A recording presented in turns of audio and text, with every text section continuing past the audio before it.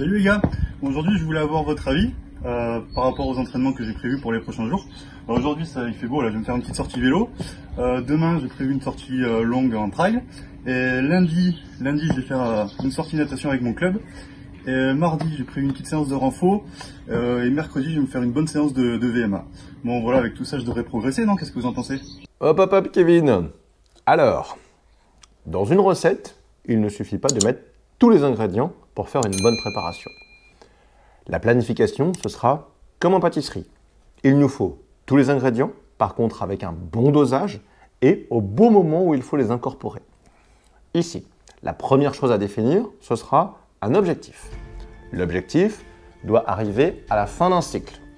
Nous allons décrire du coup un macrocycle, donc le plus gros, la plus grosse partie, avec des mésocycles. Mésocycles, c'est des cycles moyens avec des petites courses intermédiaires qui ne sont pas nos objectifs, mais des courses de fin de cycle.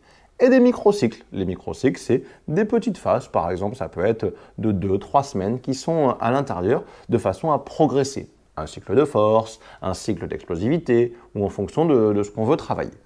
Donc, la planification va être très intéressante dans le sens où, dans la semaine par exemple que tu proposes, il va falloir réfléchir à si on fait de la VMA, derrière, est-ce qu'on a intérêt, donc une vitesse maximale aérobie, comme on a expliqué dans une autre vidéo.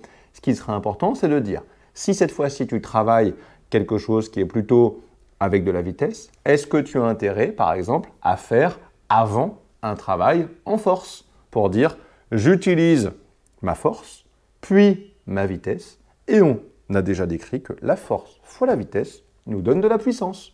Et ensuite, tu vas pouvoir exploiter cette puissance, par exemple en faisant une sortie un petit peu plus longue à vélo ou en course à pied en fonction de ce que tu veux réaliser.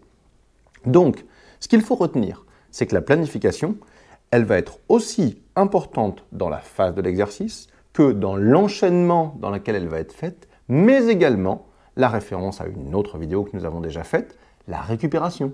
C'est-à-dire que si on fait un microcycle avec beaucoup de volume, il sera important d'avoir une phase de récup. Dans ces cas-là, là tu auras la recette parfaite et qui sera en plus à ton goût. Ok les gars, ça roule. Bon, en respectant bien mon plan personnalisé, là je devrais arriver sans problème à mes objectifs. Bon bah du coup j'y vais.